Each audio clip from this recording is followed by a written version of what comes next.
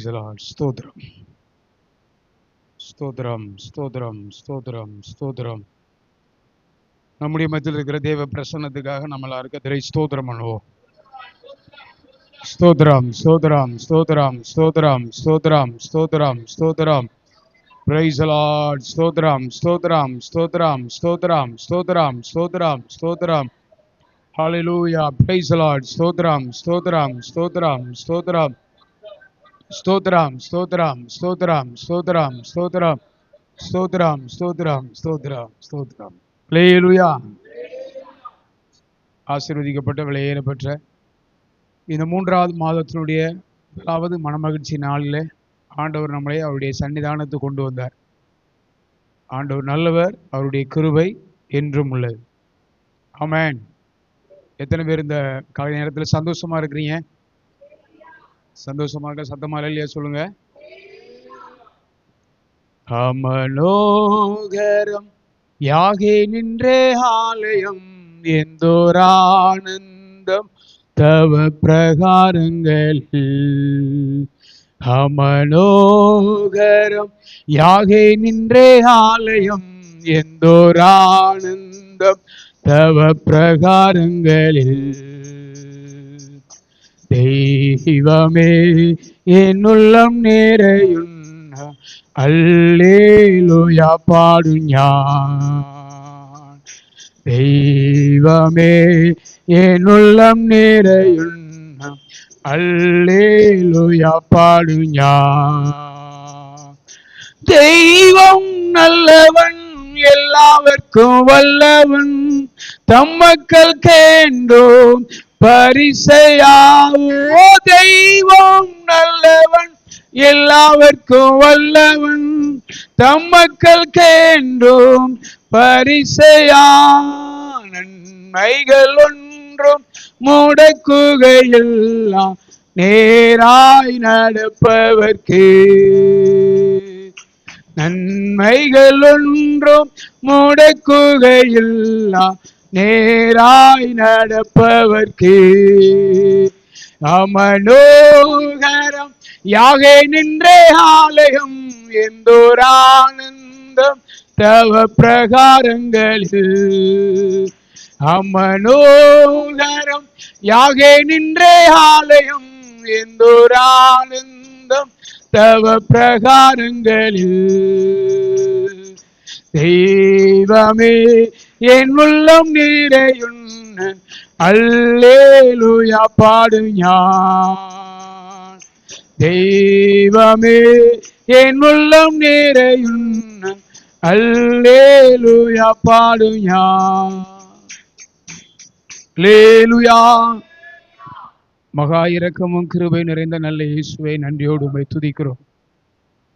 ஆசீர்வதிக்கப்பட்ட விலையேறப்பெற்ற ஆண்டவரே, இந்த 3வது மாதத்தினுடைய 1வது நாளுக்காக நன்றி செலுத்துகிறோம். ஆண்டவரே, கடந்த 2 மாதங்கள் கர்த்தரை வழிநடத்தி வந்த விதங்கள் ஆச்சரியமானவைகள். ஆண்டவரே, உம்முடைய அன்பை நினைக்கும் பொழுது, ஆண்டவரே நீ நடத்தினதான வழிகளை நினைக்கும் பொழுது, கர்த்தரை பாதுகாத்த விதங்கள், கர்த்தரை போஷித்த விதங்கள், கர்த்தரைங்களோடு இருந்த விதங்களை நினைக்கும் பொழுது எங்களுடைய உள்ளம் நன்றியினால் நிரம்புகிறது. ஆண்டவரே, இந்த மாதத்திலும் உம்முடைய சன்னிதானத்தில் கர்த்தர் கொண்டு வந்த உம்முடைய அளவில்லாத இரக்கத்துக்காக நன்றி செலுத்துகிறோம். ஆண்டவரே, இந்த காலை நேரத்திலும் கர்த்தர் எங்களோடு பேசுங்க. தேவையான, அவசியமான, அத்தியாவசியமான நல்ல வார்த்தைகளை கர்த்தர் எங்களோடு பேசுங்க. அது எங்களுக்கு ஜீவனாய் பலனாய் மாறட்டும். கர்த்தர் மாத்திரம் உயர்த்தப்படுவீராக. இயேசுவின் நாமத்தில் ஜெபிக்கிறேன் பிதாவே, ஆமென். வாசிப்போம். யோசுவாவின் புஸ்தகம் 23வது அதிகாரம் 12வது வசனத்தையும் 13வது வசனத்தையும் வாசி. நீங்கள் பின்வாங்கி போய் உங்களுக்குள்ளே மீதியாயிருக்கிற இந்த ஜாதிகளை சேர்த்து அவர்களோட சம்பந்தம் கலந்து நீங்கள் அவர்களிடத்திலும் அவர்கள் உங்களிடத்திலும் உறவாடினால் உங்கள் தேவனாகிய கர்த்தர் இனி இந்த ஜாதிகளை உங்களுக்கு முன்பாக துரத்திவிட மாட்டார் என்றும், உங்கள் தேவனாகிய கர்த்தர் உங்களுக்கு கொடுத்த இந்த நல்ல தேசத்திலிருந்து அழிந்து போக மட்டும் அவர்கள் உங்களுக்கு கண்ணியாகவும் வலையாகவும் உங்கள் விழாக்களுக்கு சவுக்காகவும் உங்கள் கண்களுக்கு முள்ளுகளாகவும் இருப்பார்கள் என்றும் நிச்சயமாய் அறியுங்கள். யோவான் சுவிசேஷம் 17வது அதிகாரம் 21 22 வாசிப்போம். அவர்கள் எல்லாரும் ஒன்றாயிருக்கவும் அவர்கள் எல்லாரும் ஒன்றாயிருக்கவும் பிதாவே பிதாவே நீர் என்னை அனுப்பினதை நீர் என்னில் அனுப்பினதை உலகம் விசுவாசிக்கிறதற்காக நீர் என்னிலேயும் நான் உம்மிலேயும் இருக்கிறது போல அவர்கள் எல்லாரும் நம்மில் ஒன்றாயிருக்கவும் வேண்டிக் கொள்கிறேன். நாம் ஒன்றாயிருக்கிறது போல அவர்களும் ஒன்றாயிருக்கும்படி நீர் எனக்கு தந்த மகிமையை நான் அவர்களுக்கு கொடுத்தேன். அல்லேலூயா. இந்த காலைவேளையில என்னுடைய பிரசங்கத்துடைய சாராம்சம் சொந்தமா பந்தமா. தேவனுடைய வார்த்தையை பேச வேண்டும் என்று எனக்கு அறிவுறுத்தப்பட்ட போது, அழைப்பு வந்த போது, ஆண்டவரே என்ன வார்த்தை பேசணுப்பா, உம்முடைய ஜனங்கள் அல்லவா, ஏதோ கடமைக்காக ஒரு வார்த்தையை பேசிவிட முடியாது அப்படின்னு படுக்கையிலே இருந்தாலும் தூங்கி கொண்டே இருந்தாலும் என்னுடைய நினைவெல்லாம் என்னுடைய எண்ணமெல்லாம் என்ன வார்த்தை அப்படிங்கிறதே ஓடிட்டே இருந்தது. வேறொரு வார்த்தையை தியானித்தேன். தேவனை நேசிச்சா என்ன கிடைக்கும், தேவனிடத்தில் அன்பு கூர்ந்தா என்ன கிடைக்கும் அப்படிங்கிற மாதிரி யோசித்தேன். அவர் கடைசியாக ஒரு 8 மணி அளவில் தேவன் எனக்கு தெளிவான ஒரு வார்த்தையை தந்தார். சொந்தமா பந்தமா. கிறிஸ்தவ வாழ்க்கை என்பது ரொம்ப அழகான ஒரு வாழ்க்கை, ஒரு அற்புதமான ஒரு வாழ்க்கை. இப்போ எல்லாருமே நிறைய சந்தோஷத்தை விரும்புகிறாங்க, இந்த பூமியில் ஜாலியாக இருக்குன்னு விரும்புகிறாங்க. ஆனால் அதுக்கு அப்பாற்பட்ட விதத்தில் நமக்கு என்ன தேவையோ அந்த இடத்த மனுக்குலம் இன்னைக்கு தவற விட்டு கொண்டே இருக்கிறார். என்னுடைய வார்த்தையை ரொம்ப ரத்தின சுருக்கமாக, ஒரு பெரிய தூது, எவ்வளோ நேரம் பேசலாம், ஆனால் நான் ரொம்ப ஷார்ட்டாக பேச விரும்புகிறேன். எங்களுக்கு ஒரு பழைய பாஸ்டர் இருந்தார். அடிக்கடி சொல்லுவார், எந்த மெசேஜுக்கு அவர் எழுப்பி நின்றாலும் ஜனங்கள்கிட்ட ஒரு கேள்வி கேட்டு தான் அவர் பிரசங்கத்தை ஆரம்பிப்பார். அவர் பேசுறதுல 3 தான் இருக்கும், வேற எதுவுமே இருக்காது. 1 மன்னிப்பை பற்றி அவர் பேசுவார், 2வது தாழ்மையை பற்றி அவர் பேசுவார், 3வது பரிசுத்தத்தை பற்றி அவர் பேசுவார். இது 3 இல்லாமல் அவர் பிரசங்கம் இருக்காது. இது 3ல் ஏதாவது ஒன்றை பற்றி பேசுவார். இயேசு இந்த உலகத்துக்கு வந்தபோது அவர் வலியுறுத்தி பேசினது, ஜனத்துக்கு சொன்ன வார்த்தை மன்னிப்பை பற்றி அதிகமாக பேசியிருக்கிறார். மன்னிக்காதவனுக்கு பரலோகம் கிடையாது. தாழ்மையை பற்றி அவர் பேசியிருக்கிறார். தாழ்மையுள்ளவர்களுக்கு தான் அவர் கிருபை அளிக்கிறார். ஒரு பாவியை கண்டு கூட இயேசு சிநேகிக்கிறார், ஆனால் ஒரு பெருமை உள்ளவனுக்கு எதிர்த்து நிற்கிறார். பெருமையை அவர் உடைத்தார். அதனால கல்யாண வீட்டுக்கு போனாலும் எங்கே போனாலும் நீ ஒரு தாழ்ந்த இடத்துல போய் உட்காரு, நான் உன்னை விட சிறந்தவன் ஒருத்தன் அழைக்கப்பட்டிருப்பான் அப்படிங்கிறத, இந்த பூமியில எப்படி வாழணும் அப்படிங்கிறத தாழ்மையை அவர் கற்றுக் கொடுத்தார். 3வது, நான் பரிசுத்தர், ஆகையால் நீங்களும் பரிசுத்தராக இருங்கள். அநியாயம் செய்கிறவன் அநியாயம் செய்யட்டும், அசுத்தமாக இருக்கிறவன் அசுத்தமாக இருக்கட்டும், ஆனால் நீதி செய்கிறவன் இன்னும் நீதி செய்யட்டும். பரிசுத்தம் உள்ளவன் பரிசுத்தமாயிட்டேன்னு நினைக்காம இன்னும் பரிசுத்தத்தின் மேல் பரிசுத்தம் அடைய வேண்டும் என்று அவர் வலியுறுத்தி இருக்கிறார். நான் பரிசுத்தர், ஆகையால் நீங்களும் பரிசுத்தராக இருங்கள். அந்த காலைவேளை உங்களை பார்த்து கேட்கிறேன், ஆண்டவர் நமக்கு சொந்தமா பந்தமா?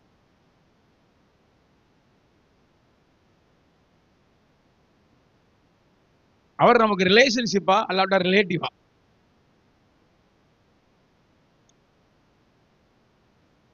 பரலோகத்தில் 1/2 மணி நேரம் அமைதலாக இருந்துச்சான், அப்பொழுது ஒரு முத்திரை உடைக்கப்பட்டதான். அது மாதிரி ஒரு பெரிய அமைதியை நான் பார்க்கிறேன். பிரியமானவர்களே, ஆண்டவர் நமக்கு இன்னைக்கு நிறைய பேர் சொந்தங்கிறாங்க. என்னுடைய பிரசங்கம் ஒருவேளை புரியாமல் இருக்கலாம். இன்னொரு வசனத்தை கூட வாசிக்கும்படி கேட்கிறேன். உன்னத பாட்டின் புஸ்தகம் 2ஆம் அதிகாரத்துக்கு வரும்போது மணவாட்டியை பற்றி வாசிக்கிறோம். 2:16 எடுத்து வாசிங்க. என் நேசர் என்னுடையவர், நான் அவருடையவள். அவர் லீலி புஷ்பங்களுக்குள்ளே மேய்கிறார். போதும்.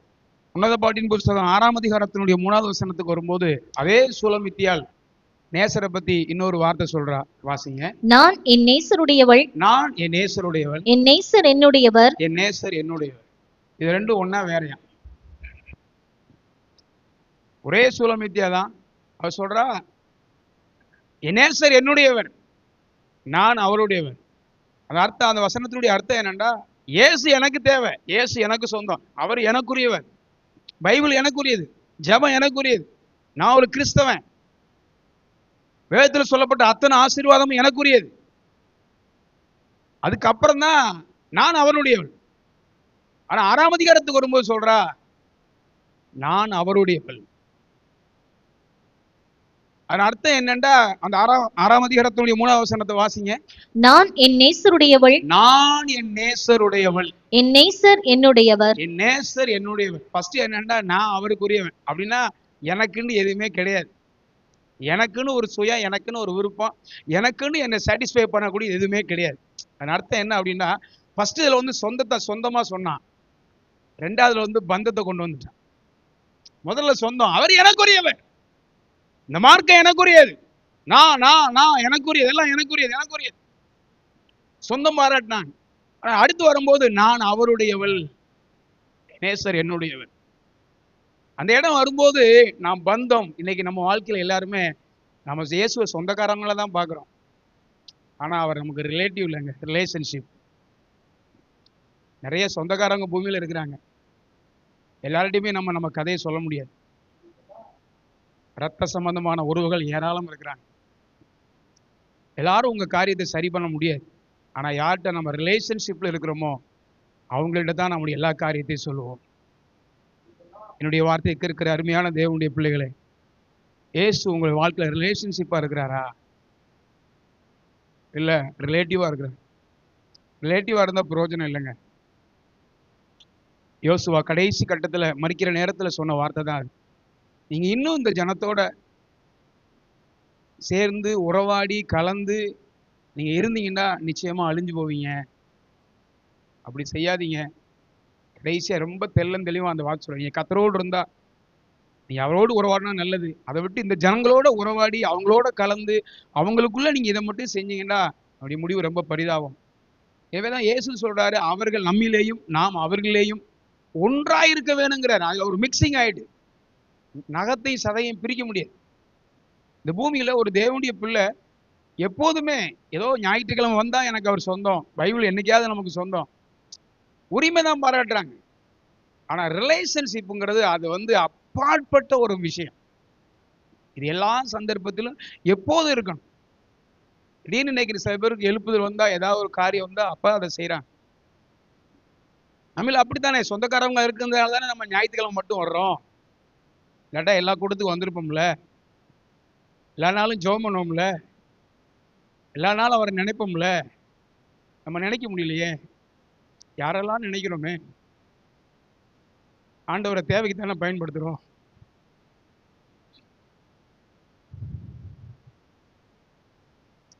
என்னத்தை சாதிக்க போறீங்க? ஆண்டவர் நமக்காக ஜீவனே கொடுத்தாரு. மாசம் மாசம் ராப்போதையும் எடுக்கிறோமே, அறிக்கையிடுறோமே, உண்மையா மாயமாலமா? யாரை பிரியப்படுத்த? சகோதரனே, உன் மேல இருக்கிற அழைப்பு மேன்மையானது. சகோதரியே, உன்னை ஆண்டவர் தெரிந்து கொண்ட நோக்கமே வேற. ரட்சிக்கப்பட்ட காலத்துல, அபிஷேகம் பண்ணப்பட்ட காலத்துல நீ தேவனோடு இருந்த உறவு என்ன? அன்னைக்கு சொந்தம்னு நீ சொல்லல, உறவு, இந்த ரிலேஷன்ஷிப்பே வேற. அந்த உறவு சரியா இருக்குமானா இந்த உலகத்துல உன்னை எதுவும் பாதிக்காது, எதுவும் உன்னை தொடவே முடியாது. நீ எங்கே இருந்தாலும் பரவசம் மூட்டக்கூடியவனாக காணப்படுவாய். நீ இருக்கிற இடம் உனக்கு மட்டும் இல்ல, அநேகருக்கு ஆசீர்வாதமா மாறும். ரொம்ப வேதனையோடு சொல்றேன், இந்த காலகட்டங்கள்ல அநேக சபைகளுக்குள்ள ஆண்டவர் இல்லை, அநேக குடும்பங்கள் நரகமாக இருக்கிறது, அநேக மனிதனுடைய தனிப்பட்ட வாழ்க்கைகள், தேவனோடு பெரிய பெரிய மனுஷனா இருந்தவங்க எல்லாம் ஒன்றும் இல்லாம இருக்கிறாங்க. முடிவு என்ன? எதை செய்ய முடிக்க போறோம்? அதான் ரொம்ப முக்கியம். எவ்வளவு பேர் இருக்கிறாங்கிறது முக்கியம் இல்லை, நாம் எப்படி இருக்கிறோம், எதை நோக்கி பயணித்து கொண்டிருக்கிறோம். உலகம் வஞ்சிக்க கூடாது, பந்தம் தான் ரொம்ப முக்கியம். சொந்தம் தான். ஆண்டவர் என்ன ரட்சித்தார், நான் அவருடைய பிள்ளை, என் பேரு கிறிஸ்தவ பேரு, எல்லா இடத்துலையும் சொந்தங்கிறது இருக்கு, அதனால பிரயோஜனம் இல்லையே. சொந்தத்தை வச்சு பரலோகத்துக்கு போயிட முடியுமா? சொந்தத்தை வச்சு நம்ம சிங்காசனத்தை போய் அடைய முடியுமா? கிறிஸ்தவனா இருக்கிறதுனால, ஊழியக்காரங்க இருக்கிறதுனால, பைபிள் இருக்கிறதுனால, வேதவசனம் வீட்டில் இருக்கிறதுனால, நான் ரசிக்கப்பட்டதுனால, ஞானஸ்நானம் எடுத்ததுனால, அபிஷேகம் பண்ணப்பட்டதுனால நமக்கு ஏதாவது மாற்றம் இருக்கா? தள்ளி தள்ளி பழுக்கிற பழம் பழுக்காது, தானா பழுக்கணும். வாழ்க்கையில ஒவ்வொரு மனுஷனையும் கர்த்தர் நடத்துகிற பாதைகள் நம்ம ஆசீர்வதிக்கும்படியாகத்தான். அவர் சொல்றா, என் நேசர் என்னுடையவர்னு சொன்னான். திருப்பி சொல்றா, நான் அவருடையவர். அவர் என்னுடைய ஃபர்ஸ்ட் ப்ரிஃபரன்ஸ் அவருக்கு தான். அந்த உறவுக்குள்ள வந்த பிற்பாடு நான் பெரியவன், நீ பெரியவன், என் பேர் மேல வரணும், உன் பேர் மேல வரணும், இங்க வாய்ப்பே இல்லை. முந்தி அவன் பார்த்து சந்தோஷப்படத்தான் செய்யும். அதுக்குள்ள மிங்கிளான ஒருபாடு. அதனாலதான் யோவான் சொல்றாரு, நான் சிறுகவும் நீர் பெருகும் வேணும் ஆண்டவரே, நீர் பெருகணும். நீ குடும்பங்கள் அப்படி இருக்கா? ஐக்கியங்கள் அப்படி இருக்கா?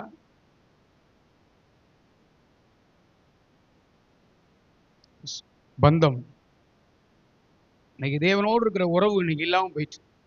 ஏதோ நடமாடும் ஒரு அனுபவத்தை போல் அப்படியே இன்னைக்கு அநேகர் போயிட்டு இருக்கிறாங்க. வேதத்துல ஒரு சிலரை நான் சுட்டி காட்டும்படி விரும்புகிறேன். அருமையான தேவனுடைய பிள்ளைகள், இந்த நாட்களில் தேவ சமூகத்தில் ஒப்பு கொடுங்க. ஆண்டவரை இவ்வளவு காலம் என்னை நடத்தியிருக்கிறீங்க. சொந்தக்காரவங்களால எனக்கு எந்த பிரயோஜனம் இல்லை, சொந்தங்கனால எனக்கு பிரயோஜனம் இல்லை. ஆனா பந்தம் தான் எனக்கு ரொம்ப முக்கியம். பந்தம் இல்லாதனால தானே இன்னைக்கு பூமியில கலவரங்கள், பந்தம் இல்லாதனால தானே ஐக்கியம் இல்லை, பந்தம் இல்லாதனால ஆசீர்வாதத்தை பெற முடியல, பந்தம் இல்லாதனால தான் பிசாசு உள்ள வந்தான். நிறைய ஆசீர்வாதத்தை அனுபவிக்க முடியாததுக்கு காரணம் பந்தம் இல்லை. இது போல இன்னைக்கு நம்முடைய வாழ்க்கையில வல்லமை அதிகாரம் நமக்கு இல்லாம போனதுக்கு என்ன காரணம்? நம்முடைய வாழ்க்கையில நம்ம பந்தத்தை ஆண்டவரை விடுறோம், தேவைக்கு ஆண்டவரை கூப்பிடுறோம். ஆனா யோசுவா மனம் உடைஞ்சு சொல்ற அந்த வசனத்தை திரும்ப வாசிங்க. நீங்கள் பின்வாங்கி போய் உங்களுக்குள்ளே மீதியாயிருக்கிற இந்த ஜாதிகளை சேர்ந்து அவர்களோடு சம்பந்தம் கலந்து அது கலக்கிறத பத்தி சொல்றாரு. உலகத்தானோடு இன்னைக்கு நிறைய பேருக்கு உறவு இருக்கு, நல்ல இது இருக்கு.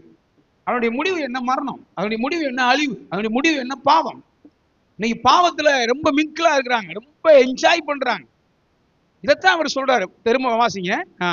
நீங்கள் பின்வாங்கி போய் உங்களுக்குள்ளே மீதியாயிருக்கிற இந்த ஜாதிகளை சேர்ந்து அவர்களோடு சம்பந்தம் கலந்து நீங்கள் அவர்களிடத்திலும் அவர்கள் உங்களிடத்திலும் உறவாடினால் உங்கள் தேவனாகிய கர்த்தர் இனி இந்த ஜாதிகளை உங்களுக்கு முன்பாக துரத்திவிட மாட்டார் என்றும்.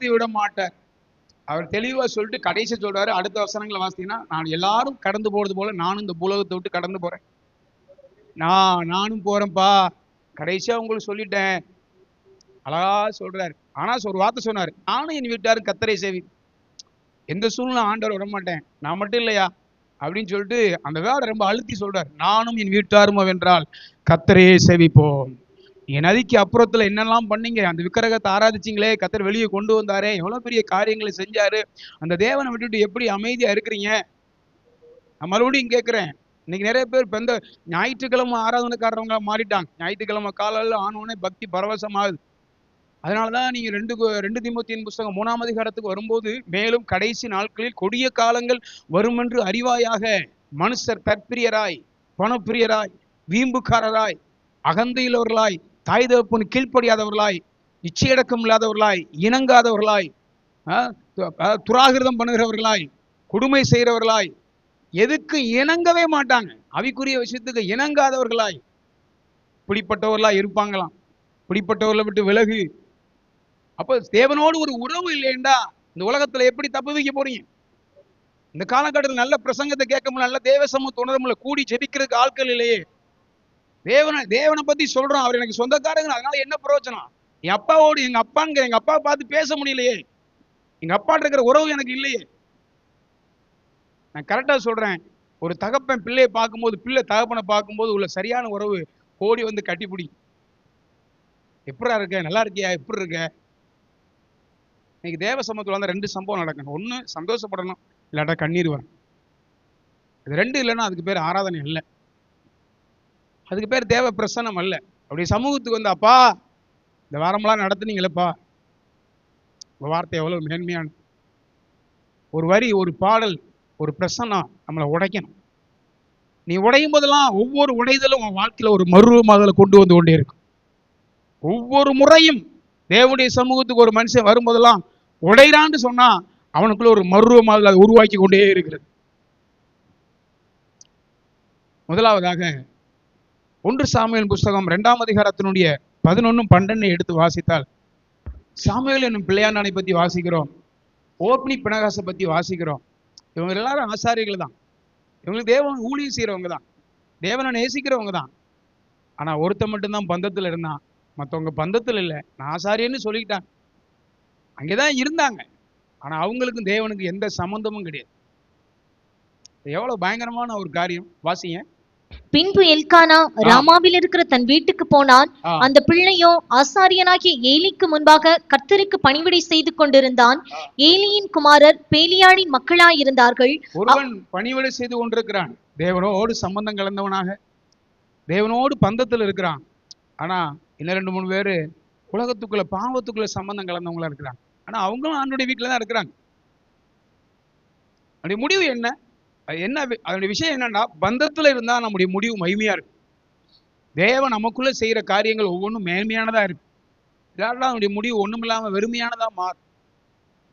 அவன் தேவனுக்கு பணிவிடை செஞ்சான், இவன் தேவனோடு உறவாடுறான், தேவனுடைய சத்தம் அவனுக்கு கேட்குது. நான் கேட்கிறேன், இன்னைக்கு எத்தனை பேர் தேவ சத்தத்தை கேட்க முடியுது? தேவன் எவ்வளவு அழகா நடத்துறாரு. இஸ்ரவேல் ஜனங்களை பகல்ல மேகஸ்தம்பம் அழகா நடத்தி கொண்டு போச்சு, இரவுல அக்னி ஸ்தம்பம் நடத்தி கொண்டு போச்சு. அது அவங்க விளங்க முடியல. இஸ்ரவேல் ஜனங்களை போல, அதாவது அவ்வளவு அதெல்லாம் நமக்கு ஒரு பெரிய திருஷ்டாந்தரம். ஒவ்வொரு நாளும் காலைல மண்ணா கிடைச்சிச்சு, ஒவ்வொரு நாளும் அவங்க வஸ்திரம் பழசா போகல, அவங்க காலில் இருக்கிற செருப்புடைய பாதரட்சி வார அவிழ்ந்து போகல. இதெல்லாம் இவ்வளவு மேன்மையான விஷயத்தெல்லாம் ஆண்டவர் செஞ்சாரு. ஆனா அவங்க சொன்னாங்க, என்ன 11ஆம் அதிகாரத்துக்கு வரும்போது, நாங்க எகிப்துல கிரயமில்லாம சாப்பிட்ட வெங்காயங்களையும் வெள்ளைப்பூடுகளையும் கீரைகளையும் கொம்மட்டி காய்களையும் மச்சங்களையும் நினைக்கிறோம். தேவன் நடத்தின மேன்மையானதெல்லாம் இன்னைக்கு மறந்தாச்சு. இன்னைக்கு நமக்கு உலக கவலை, உலகத்துல அந்த பிரச்சனை இந்த பிரச்சனை, அந்த வியாதி இந்த வியாதி, எனக்கு அது இது, இதைத்தான் நம்ம எல்லாரும் பேசிட்டு இருக்கோமே இல்லாமல் தேவன் செஞ்சதான மேன்மையானவைகளை ஏன் அப்படி செய்ய முடியல, சொல்ல முடியலன்னா உறவு இல்லை, தேவனோடு பேசுற அந்த அனுபவம் இல்லை. ஸோ இந்த இடத்துக்கு வர வேணும் என்று ஆண்டவர் விரும்புறாரு. இன்னைக்கு ஏன் ஊழியம் வளரல, ஏன் இன்னைக்கு ஸ்தாபிக்கப்படல, ஏன் இன்னைக்கு எல்லாருக்கும் அந்த என்கரேஜா வரல, ஏன் அதை செய்ய விருப்பம், நம்ம அந்த இடத்த விடுறோம். இந்த உலகத்துல ரொம்ப மேன்மையானது ஊழியம் தான். என் வாழ்க்கையில ஊழியம் செய்யறதுக்கு எனக்கு விருப்பமா இல்லை, ஊழியத்துக்கு வர பயந்துருக்கிறேன். ஆனா இப்ப யோசிக்கிறேன், என் மேல இருக்கிற அபிஷேகம் மேன்மையானது. ஒரு காலகட்டத்தில் அது விளங்க முடியும். ஆனா யோசிக்கிறேன், என் வாழ்க்கையில மோசையுடைய வாழ்க்கையை போலதான். மோசை ஒரு அற்புதமான மனுஷன். அவன் போன பாதை விகற்பமான பாதை. 40 வருஷம் ராஜாங்கத்துல அரண்மனையில இருந்து செல்ல பிள்ளையா வளர்ந்தான். அடுத்த 40 வருஷம் என்னத்தெல்லாம் கற்றுக்கொண்டானோ அதெல்லாம் ஒண்ணுமில்லாம ஆக்குறதுக்காக அவன் வாழ்க்கையில ஆண்டவர் கொண்டு போன வனாந்தரமான பகுதி. 80 வயசுல வாழ்ந்து கூப்பிடுற அவன் சொன்ன வார்த்தை திக்கு வாயங்கிறான். ஈத்துடைய சகல சாஸ்திரம் கற்று தேறின ஒரு மனுஷன், கற்று தேறின ஒரு மனுஷன். முட்செடி அவன் வாழ்க்கையில அவன் ஜெயத்துக்கு கடந்து போனது காரணம் முட்செடி தரிசனம். அதை அவன் பார்த்தான். தேவனோடு முகமுகமா பேசினவனா வேதத்துல சொல்லப்பட்டிருக்கு. அதனால இங்கே சாமுவேலுடைய காரியத்தை வரும்போது சின்ன பிள்ளை தான் அவன், ஆனா அவன் பணிவிட செய்யறான், தேவனோடு உறவாடுறான். அவங்ககிட்ட தான் ஆண்டவர் பேசுறாரு, எல்லார்ட்டையும் பேசல. தேவ பிள்ளைய உன்னோடு ஆண்டவர் பேசணுமா வேண்டாமா, அவருடைய சத்தம் கேட்கணுமா வேண்டாமா? அவருடைய சத்தம் கேட்டாதான் அவருடைய சித்தத்தை செய்ய முடியும். யார் தேவ சித்தம் செய்ய முடியும்? தேவ சத்தம் கேட்கிறவர்கள். யார் அவருக்குள்ள அவரோடு பந்தமா இருக்கிறாங்க. இன்னைக்கு எத்தனை குடும்பங்கள்ல குடும்ப ஜெபம் நடக்கிறது? ஒரு பாட்டு பாடி, ஒரு அதிகாரம் வாசிச்சு, ஒரு ஜெபம் பண்ணி நடக்கிற அனுபவங்கள் இருக்கா? அப்படி இல்லாட்டா அப்ப நம்ம எதுக்காக கூட்டத்துக்கு வரோம்? நியாயத்தீர்ப்பு வாங்குறதுக்காக வர்றோம். நீ கூட்டத்தை விட்டு நீ போகும்போது ஒரு தீர்மானத்தோட போங்க. எத்தனை ஆண்டுகள் வாழ்ந்தாலும் ஆண்டவரே நான் இப்படி வாழ்றதுக்கு என்னை அர்ப்பணிக்கிறேன். இந்த இடம் இல்லாட்டா ஒவ்வொரு நாளும் எத்தனை நாட்கள் ஆண்டவர் தந்தாலும் அது நரகத்தை போலதான் இருக்கும். இயேசு இல்லாத ஒரு இடம் நமக்கு நரகம். இயேசு அங்கே இருக்கணும், இயேசு அங்கே இருக்கணும். ஓப்னி பினகாசனுடைய வாழ்க்கையை பாருங்க. அவங்க வாழ்க்கையில சொந்தம் இருந்துச்சு, ஆனா பந்தம் இல்லாதனால அவங்க செஞ்ச விஷயமெல்லாம் கொப்பரையில வெந்துகிட்டு இருக்கு, அப்படியே குத்தி அப்படியே தூக்குறான், இதெல்லாம் எனக்கு வேணும் அப்படின்னு சொல்லி இஷ்டம் போல செஞ்சாங்க. பந்தம் இருந்தா நாம செய்யற ஒவ்வொரு காரியமும் யாரையும் வேதனைப்படுத்தாது, யாருக்கும் பாதிப்பு வராது, மற்றவங்களுக்கு எந்த விதத்திலும் கஷ்டம் உண்டாக்காது. இன்னைக்கு அநேகருடைய வாழ்க்கையில பாருங்க, பந்தம் இல்லாதனால எந்த காரியத்தையும் இஷ்டம் போல செய்யறாங்க. பந்தம் இருக்குமானா அந்த உறவு தேவனுடைய அந்த இது காரியம் வித்தியாசமான அதை நம்மளை தொடும், நம்மளை உணர்த்தும். இது இப்படி பண்ணாத, இப்படி செய்யாத. எனவே இந்த காலை வேளையில அருமையான தேவனுடைய பிள்ளைகளே, நீங்க ரட்சிக்கப்பட்டு பல வருஷங்கள் இருக்கலாம், பல மாதங்கள் இருக்கலாம், எத்தனையோ ஆண்டுகள் கர்த்தருடைய காரியத்தை பற்றி நன்கு அறிந்திருக்கலாம். இன்றைக்கு நாம தேவனோடு பந்தம் உள்ளவர்களாக ரிலேஷன்ஷிப்ல இருக்க வேண்டும். ஹல்லேலூயா. அப்படி இல்லாம இந்த உலகத்துல எல்லாம் இருக்கலாம், அதனால பிரயோஜனம் இல்லை. இரண்டாவது, என்னாகமம் 12ஆம் அதிகாரத்துக்கு வரும்போது 1வது வசனத்திலிருந்து வாசித்தா, எத்தியோப்பியா தேசத்து ஸ்திரீயை மோசே விவாகம் பண்ணியிருந்தபடியினால் ஆ, மிரியாமும் ஆரோனும் அவன் விவாகம் பண்ணின எத்தியோப்பியா தேசத்து ஸ்திரீயின் நிமித்தம் அவனுக்கு விரோதமாய் பேசி, ஆ, கர்த்தர் மோசேயை கொண்டு மாத்திரம் பேசினாரோ, ஆ. எங்களைக் கொண்டும் அவர் பேசினதில்லையோ என்றார்கள். கர்த்தருக்கு ஸ்தோத்திரம். இரண்டாவது கூட்டம் மோசேயும் ஆரோனும் மிரியாம். மோசே அந்த ஸ்திரீயை விவாகம் பண்ணது நிமித்தம் இவங்க அற்பமா பேசினாங்க. இவங்க எல்லாரும் ஒண்ணா கூட பிறந்தவங்க தான். இவங்க 3 பேருமே ஆண்டவருக்கு சொந்தம் தான். ஆனா பந்தத்தில் இருந்தது மோசே மட்டும்தான். ஆரோனுக்கும் மிரியாமுக்கு சம்பந்தமே இல்லை. அவங்க பேசின பேச்சு என்ன? அது சொல்றாரு, என் தாசனாய மோசேக்கு விரோதமா நீ பேசுறதுக்கு உனக்கு இவ்வளவு எப்படி தைரியம் வந்துச்சு? இதை வாசிக்கும் போது அழுதேன். அந்த பந்தத்துக்குள்ள இருக்க அந்த அனுபவத்தை பாருங்க. ஆண்டவர் விட்டு கொடுக்கவே இல்லை பாருங்க. நான் சொல்றேன், நீ சரியான பந்தத்துக்குள்ள இருந்தா உன்னை கர்த்தர் எங்கேயும் விடவே மாட்டார். உனக்காக யாரும் வாதாட வேண்டாம், தேவனே நின்று வாதாடுவார். பெரிய ஐஸ்வர்யத்துக்குள்ள ஒரு பெரிய மேன்மைக்குள்ள இருக்க வேண்டிய தேவனுடைய பிள்ளைகள் ஓட்டாண்டிகளாக ஒண்ணுமில்லாதவர்களை போல இன்றைக்கு இருக்கிறோம். எனக்கு யார் இருக்கா? யார் இருக்கா? மோசைக்கு யார் இருந்தா? கூட பிறந்தவங்களே அவனை தூக்கி தூர வீசிட்டேன். உங்களை உன்ட மட்டும் தான் ஆண்டவர் பேசுவாரா? என்கிட்ட பேச மாட்டாரா? இப்படிலாம் பேசினான். ஆனா பாருங்க, அவன் தேவனோடு இருக்கிற அந்த உறவை விடவே இல்லை. தேவனுக்கு சிநேகிதன் என்று சொல்லப்பட்டு என்று எண்ணப்பட்டான் எழுதப்பட்டிருக்கு. தேவனோடு இருக்கிற அந்த உறவை 7 முறை சீனாய் மலைக்கு போனான். 1 முறை 2 முறை இல்லை, 7 முறை. இந்த பந்தம் எவ்வளவு மேன்மையானது. ஆண்டவர் கூட 2 சந்தர்ப்பத்தில் அழிக்கணுங்கிறாரு. அந்த நேரத்தில் கூட அழிக்க வேணாம் ஆண்டவரேன்னு சொல்லி பரிந்து பேசினான். மோசே ஒரு அற்புதமான மனுஷன். உறவு தேவனோடு கூட இருந்துச்சு. ஆனா மிரியாமுக்கும் ஆரோனுக்கும் சம்பந்தமே இல்லை. அவங்க அங்கேதான் இருந்தாங்க. அவ மிரியாம் குஷ்ரோகியானதான் மிச்சம். மோசேக்காக ஆரோனும் கொண்டு போனார். ஆனா ஆரோனும் கூட அந்த விஷயத்துல சில விஷயங்கள்ல சரியில்லாமல் போனான். ஆனால் தேவன் விடல. ஆனா அந்த இடத்துல ஒரு உறவுக்குள்ள இருந்தானா? இல்ல. மோசேட்ட தான் பேசினாரு, அவங்ககிட்ட பேசல அவர். இப்ப தேவன் நம்மளோட பேசணும். தேவனுடைய சத்தம் நமக்கு வேணா. உறவு ரொம்ப முக்கியம். இல்லாட்டா நம்ம எங்க போனாலும் தடுமாறி வெறுமையாவே நிற்போம். நமக்கு ஒரு பதில் வேணும், ஆன்சர் வேணும், அங்கிருந்து தப்பணும், அங்கிருந்து காக்கப்படணும், அநேகருக்கு ஆசீர்வாதமா மாறணும், நல்ல வார்த்தையில சொல்லணும், ஜனத்துக்கு நம்ம செழிப்பா இருக்கணும், ஆசீர்வாதமா இருக்கணும்னா உறவு ரொம்ப முக்கியம். மூன்றாவது, யாத்திராமம் 33வது அதிகாரம் 11வது வசனத்தில் வாசிக்கும் பொழுது யோசுவா ஒரு அற்புதமான தேவனுடைய மனுஷன். வாசிங்க. ஒருவன் தன் சிநேகிதனோடு பேசுவது போல கர்த்தர் மோசேயோடு முகமுகமாய் பேசினார். பின்பு அவன் பாளையத்துக்கு திரும்பினான். நூனின் குமாரனாகிய யோசுவா எனும் அவனுடைய பணிவிடைக்காரனாகிய வாலிபன் ஆசரிப்பு கூடாரத்தை விட்டு பிரியாதிருந்தான். யோசுவாவின் மேல் இருந்த அதே ஆவி, மோசேயின் மேல் இருந்த அதே ஆவி யோசுவா பிடிச்சிட்டு அந்த ஸ்தானத்தை விடவே இல்லை. ஆனா ஜனங்கள் பாருங்க, 1 கொரிந்தியர் 10ஆம் அதிகாரத்துக்கு வரும்போது இன்னைக்கு நிறைய பேர் நினைக்கிறாங்க, நான் சர்ச்சுக்கு போறேன், எனக்கு பணம் கிடைக்குது, சர்ச்சுக்கு போறேன், வீடு கிடைக்குது, சர்ச்சுக்கு போறேன், என் ஜெபமெல்லாம் கேட்கப்படுது, சர்ச்சுக்கு போறேன், எல்லாம் எனக்கு கடவுள் தந்திருக்கிறார் அப்படின்னு சொல்றாங்க. ஆனா உறவு இல்லாதனால அப்பா பிரியமா இல்லை. சில நேரம் கிடைக்கலாம், எல்லாம் கிடைக்கும். இப்ப வாசிங்க 1 கொரிந்தியர் 10ஆம் அதிகாரத்துல எல்லாருக்கும் குடிச்சா, அதாவது மழை வந்து எல்லாருக்கும் பெய்யும். நல்லோரு மேலும் தீயோர் மேலும் அவர் பெய்ய பண்ணுவார், கிடைக்கும். வாசிங்க. எல்லாரும் ஒரே ஞானபானத்தை குடித்தார்கள். எல்லாருக்கும் ஒரே மாதிரி தான் கொடுத்தார், பட்சபாதம் இல்லாம தான் கொடுத்தார். எப்படி எனில் அவர்களோட கூட சென்ற ஞான கண்மலையின் தண்ணீரை குடித்தார்கள். அந்த கண்மலை கிறிஸ்துவே. அப்படி இருந்தும் ரொம்ப முக்கியமான வார்த்தை, அப்படி இருந்தும் எல்லாருக்கும் அவர் ஒரே மாதிரி தந்தாலும், ஜெபத்தை கேட்டாலும், ஆசீர்வதிச்சாலும், எல்லாம் அவர் கொடுத்தாலும் அவர்களில் அதிகமான பேர்களிடத்தில் தேவன் பிரியமா இருந்ததில்லை. அதன் அர்த்தம் என்ன? உறவு இல்லை. சர்ச்சுக்கு வரலாம், ஆசீர்வதிக்க போடலாம், பொருள் இருக்கலாம், எல்லாம் இருக்கலாம், செழிப்பா இருக்கலாம், ஆனா தேவன் இல்லையே. தேவனோடு தொடர்பு எனக்கு இல்லையே. மத்த இருந்து எனக்கு என்ன பிரயோஜனம்? எல்லா இடத்திலும் பிரியமா இல்லை. கனானுக்குள்ள போனது அங்கே 2 பேரும் மட்டும்தானே.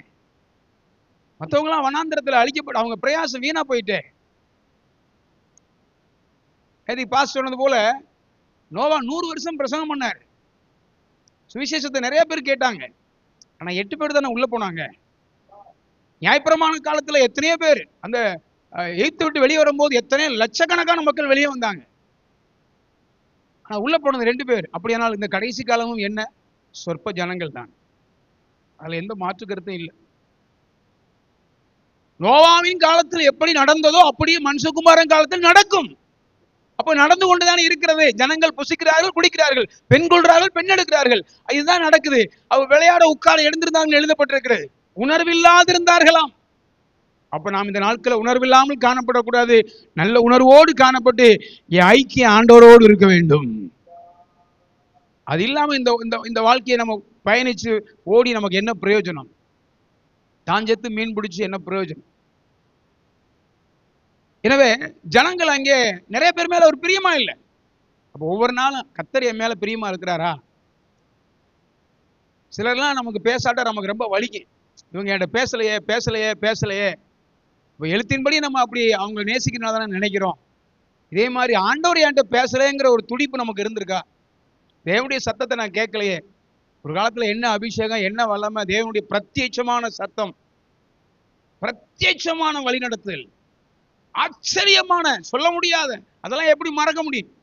அதெல்லாம் எப்படி நம்ம தூர விட்டுட்டு போக முடியும்? அற்பமான சின்ன சின்ன காரியத்துக்காக அவ்வளவு மேன்மை இந்த மார்க்கத்துக்குள்ள ஆண்டவர் வச்சிருக்கிறார், இந்த சத்தியத்துக்குள்ள கர்த்தர் வச்சிருக்கிறார்.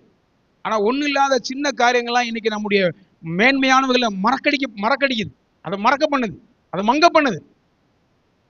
இன்னைக்கு நல்ல ஆவிக்குரிய அனுபவத்தை பத்தி பேசுற ஆட்களை பார்க்க முடியல, விசுவாசத்தை பத்தி பேசுற ஆட்களை பார்க்க முடியல, தேவனுடைய மகத்துவத்தை பத்தி சொல்ற ஆட்களை பார்க்க முடியல. கடந்த வாரத்துக்கு முந்தின வாரம் ஒரு சபைக்கு போயிருந்தேன். 400 பேருக்கு மேல இருந்தாங்க. நல்லா ஆராதிச்சாங்க, நல்ல தேவ பிரசன்னத்தை உணர்ந்தேன். ஆனா சாட்சி சொல்ல சொன்னாங்க, ஒருத்தருமே சாட்சி சொல்லல. அர்த்தம் என்ன? உறவு இல்லை. ஏதோ வர்றாங்க, அவ்வளவுதான். சோ இதை இன்னைக்கு எடுத்து இன்னைக்கு என்ன பேசணுங்கிறத இன்னைக்கு பேசக்கூடிய ஆட்களும் பேசல. காரணம் அவங்களுடைய வழி இவங்களுக்கு தெரியல. பவுல் சொல்றாரு இல்லையா, ஒருவன் எந்த உபத்திரவத்தில் ஆகிலும் அகப்படும் போது அவனுக்கு ஆறுதல் சொல்ல திராணிகள் ஆகும்படிக்கு எங்களுக்கு ஒரு சகல உபத்திரவங்களையும் அவரே எங்களுக்கு ஆறுதல். அப்போ ஒரு ஒரு கஷ்டத்தினுடைய வழியை பத்தி தெரிஞ்சாதான் அந்த கஷ்டத்துல போறவனுக்கு அதை பத்தி தெரியும், சொல்ல முடியும்.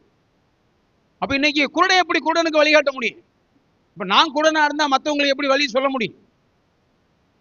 அதனால நாம தேவனோடு உறவாடினாதான் நாம நம்முடைய பிள்ளைகளுக்கு, நமக்கு பின்னால் உள்ளவங்களுக்கு ஆண்டவரை பத்தி சொல்ல முடியும்.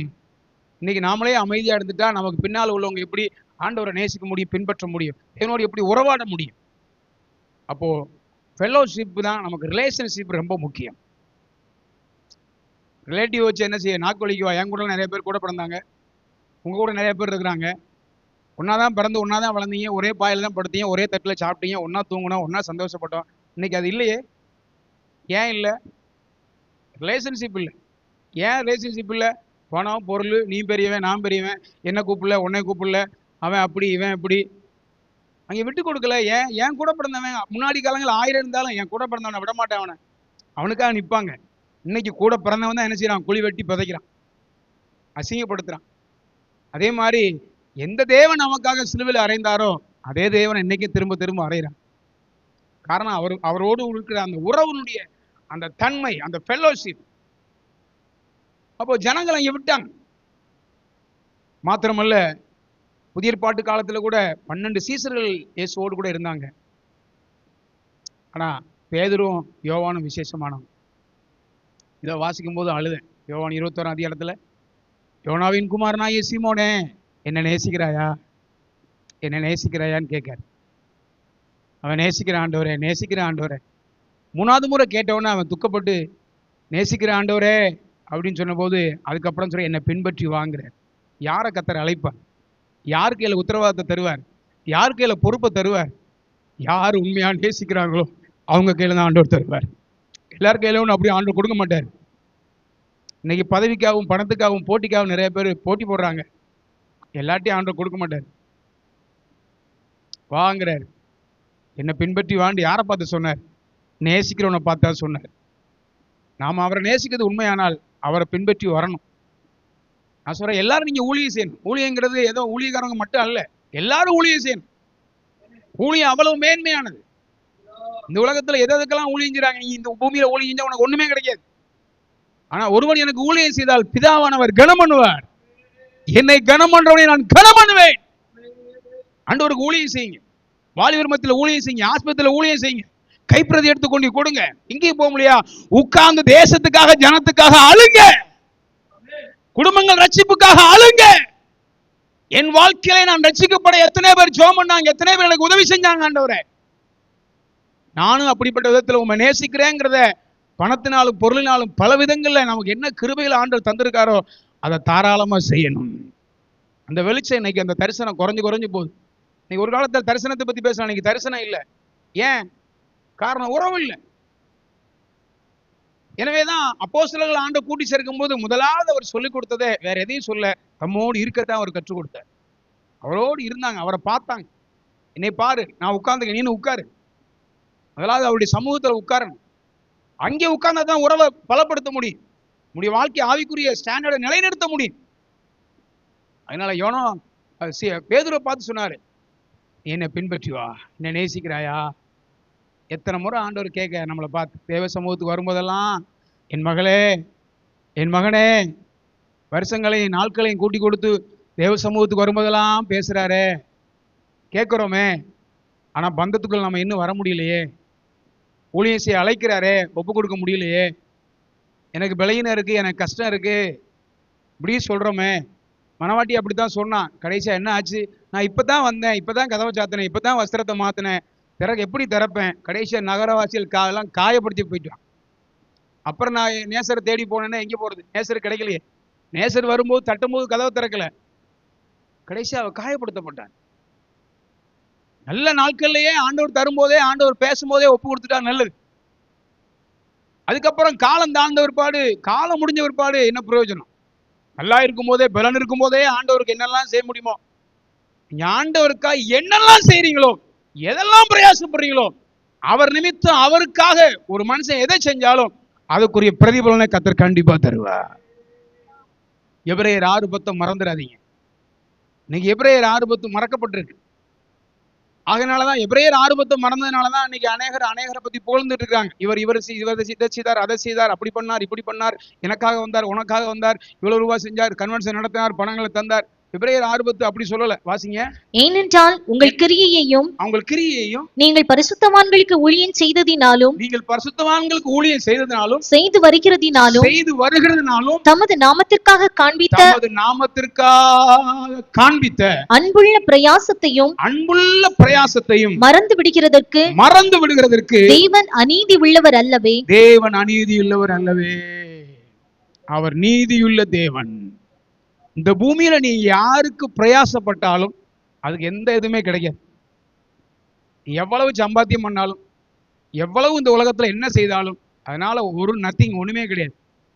ஆனால் ஒரு மனுஷன் இந்த பூமியில ஆண்டவருக்காக ஊழியம் செஞ்சா நட்சத்திரங்களைப் போல பரலோகத்துல பிரகாசிக்கப்படுவார்கள். இன்னும் ஒரு மகிமையான வாழ்க்கையை கர்த்தர் வச்சிருக்கார்.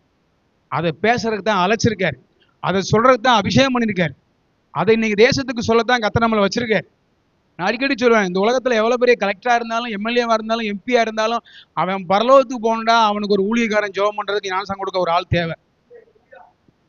உலகத்துல எவ்வளவு பிரசித்தி பெற்ற ஒரு பொருளை வாங்கி நீங்க சமைச்சு சாப்பிடணும்னாலும் அதுல 10 ரூபா உப்பு போட்டாதான் சாப்பிட முடியும்.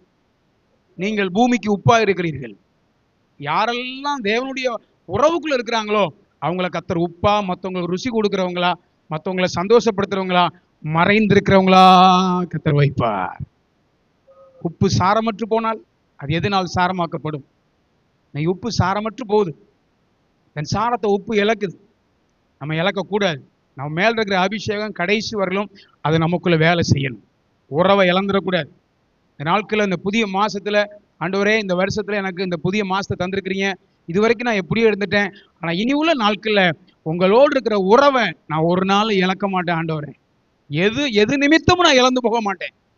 எல்லா சந்தர்ப்பத்திலும் நான் ஆண்டவரை முன்பாக வைப்பேன். இந்த அனுபவம் தேவை. தாவீதை எடுத்துக்கொள்ளுங்க. அடுத்ததாக தாவீதும் தாவீதுடைய சகோதரர்கள், அவனோட 8 பேர் கூட பிறந்தாங்க அல்லவா? இவங்களாம் ஆண்டவரை சேவிச்சவங்க தானே, ஆண்டவரை பின்பற்றினவங்க தானே. ஆனா தாவீது மட்டும் கர்த்தரோடு உறவு உள்ளவனாக இருந்தான். தாவீதின் சந்ததியில இயேசு பிறந்தார் என்று. அவங்க என்ன புறஜாதியாரா? அப்ப ஆண்டவருக்கு சொந்தக்காரங்க தானே, ஆண்டவருடைய பிள்ளைகள் தானே. ஆனா அந்த வழியை ஃபாலோ பண்ணது தாவீது மட்டும்தான். மற்றவெல்லாம் பின்பற்றல, மற்றவனை பத்தி சொல்லல. கர்த்தரை எப்போது எனக்கு முன்பாக வைத்திருக்கிறேன், நான் அசைக்கப்படுவதில்லை. 27ஆம் சங்கீதத்தில் வாசிக்கும் பொழுது, நான் கர்த்தரிடத்துல ஒன்றை கேட்டேன். நான் ஆராய்ச்சி பண்ணணும், ஆண்டவருக்கு ஆலயம் கட்டணும், ஆலயம் கட்டணும், ஆலயம் கட்டணும். ஆண்டவருடைய காரியத்துல அவன் எல்லா சந்தர்ப்பத்திலும் அவன் ஒரு பெரிய ராஜா, சாதாரண ராஜா கிடையாது. நான் சொல்றேன், யாரெல்லாம் ஆண்டவரை கனம் பண்ணாங்களோ அவங்களுக்கு ஆட்டோமேட்டிக்கா உயர்வை ஆண்டவர் தந்திருக்காரு. யோசேப்பு என்னை எகிப்துக்கு அதிபதி ஆக்குன்னு கேட்கல, ஆனா எகிப்துக்கு அதிபதி ஆக்குனார். தாவீது ஆடி மேய்ச்சிக்கிட்டு இருந்தான், என்னை ராஜாவாக்கன்னு கேட்கல, அவனை ராஜாவா கர்த்தர் மாத்தினார்.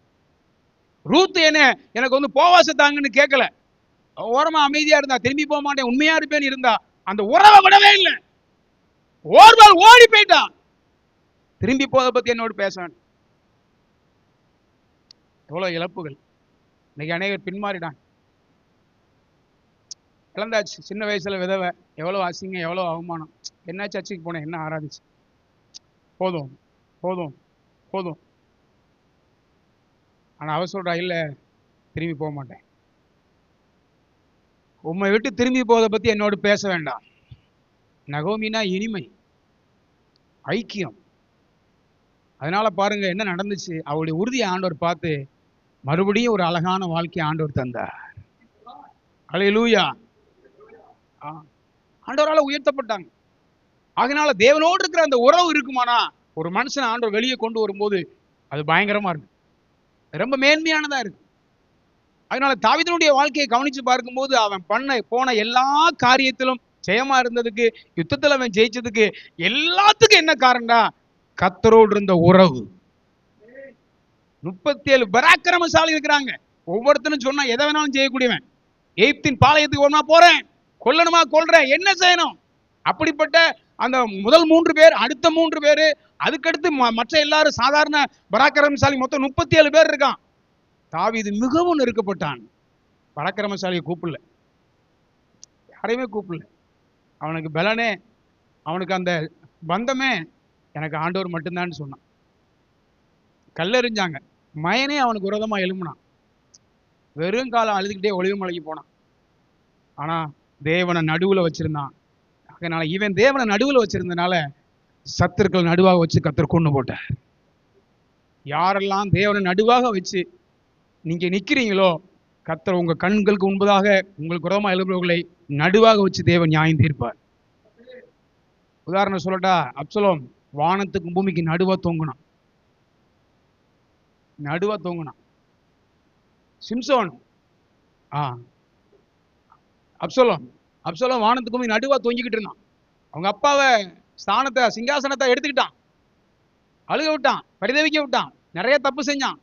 ஆனாலும் அவர் இறக்கம் பாராட்டினார். அவனை ஒண்ணுமே செய்யல, மெதுவா நடத்துங்கப்பா பிள்ளையானு சொன்னார். ஆனா தேவனுடைய நியாயத்திற்கு பாருங்க, அவன் தேவனை நேசிக்கிறவன், கர்த்தரை விடவே இல்லை, நடுவுல தொங்கி நின்றான். அடுத்து என்ன பாத்தீங்கன்னா, அவன் 10 பெண்களோடு பாவம் செஞ்சானா. எங்களுக்கு ஒரு பாச சொல்லி கொடுத்தாரு. 10 பெண்களோடு, தாவீதுடைய மறுமனையாட்டியோடு பாவம் செஞ்சானா. 10 பேர் அவனை கொண்டு போட்டாங்க, ஒருத்தர் 2 பேர் கொள்ளல. தேவனுடைய அந்த சம்பந்தத்துக்குள்ள, உறவுக்குள்ள ஒரு மனுஷன் வந்துட்டானா, அவனை தொடுறதுக்கு எவனுக்கு அதிகாரம் கிடையாது. பரலோகமே அவனுக்காக இறங்கி வரும். ஹல்லேலூயா. அப்படிப்பட்ட வல்லமையுள்ள ஒரு மேன்மையான மகிமையுள்ள மார்க்கம் தான் இந்த கிறிஸ்துவ மார்க்கம். ஆகையினால் அப்படிப்பட்ட நபர்கள் எழும்பும்படியாகத்தான் இன்றைக்கு இந்த பகல் வேளையில நம்மளோடு ஆண்டவர் பேசிக் கொண்டிருக்கிறார். உடைந்த உள்ளத்தோடு, நொறுங்கி போய் வாழ்க்கையில கண்ணீரோடு, இனி நான் என்ன செய்ய வேண்டும் கேள்வியோடு எழும்பி வந்திருக்கலாம். என்னோடு ஆண்டவர் பேசுவாரா? உன்னோடு தான் பேசிக் கொண்டிருக்கிறார். நீ அவருக்கு தேவை, அவருக்கு ஒன்று ஒப்பு கொடுக்கும் போது, உன்னுடைய உறவை நீ பலப்படுத்தும் போது, அவருக்குள்ள சம்பந்தம் கலக்கும் போது தேவன் உன்னிலே மகிமைப்படுவார். அல்லேலூயா. கர்த்தருக்கு ஸ்தோத்திரம். யாக்கோபு ஏசாவை எடுத்துக்கங்க, 2 பேரையும் ஆண்டவர் நேசிக்கிறார். ஏசா சொல்றான், எனக்கு எல்லாமே இருக்கு, தேவையானது இருக்குன்னா, ஆனா சேஷ்டபுத்திர பாகம் இல்லையே. யாக்கோபு போராடினான், நிறைய பாதையில போனான், ஆனா கர்த்தர் அவன் விடல. அவனோடு ஆண்டவர் இருந்தார். நான் சொன்ன வார்த்தை நிறைவேறும் அளவும், நான் சொன்னது நிறைவேறும் அளவும், நான் உன்னை விட்டு விலகுவது முறை உன்னை கைவிடுவதும் இல்லை. அவன் தனித்து போராடினான், எல்லாரும் அப்புறப்படுத்திட்டான். அவன் தேவனோடு உறவாடினான். ஏசாவுக்கு எல்லாம் இருந்துச்சு, என்ன எல்லா ஆசீர்வாதமும் இருந்துச்சு, எனக்கு போதுமானது இருக்குன்னு சொன்னான். ஆனா சேஷபுத்திர பாகம் இல்லையே, தேவையான அந்த முதற் பலன் இல்லையே. நீங்க உலகத்துல எல்லாம் இருக்கு, ஆனா நான் பரலோகத்து போறதுக்கு என்ன தேவை, அது எனக்கு தேவை. அது இல்லாம அந்த பூமியில வாழ்ந்து எல்லாத்தையும் வச்சிருந்து எனக்கு என்ன பிரயோஜனம்? ஆகையினால என் வார்த்தையை நான் முடிக்கும்படி விரும்புகிறேன். மரியாளையும் மார்த்தாளையும் எடுத்துக்கொள்ளுங்கள். ஒருத்தி ஏசப்பா எங்களுக்கு சொந்தக்காரு, எங்களை ரொம்ப நேசிக்கிறவரு அப்படின்னு தான் மார்த்தா சொன்னான். ஆனா மரியாள் அப்படி இல்லை, அவர் பாதத்திலே விழுந்து கிடந்தார்.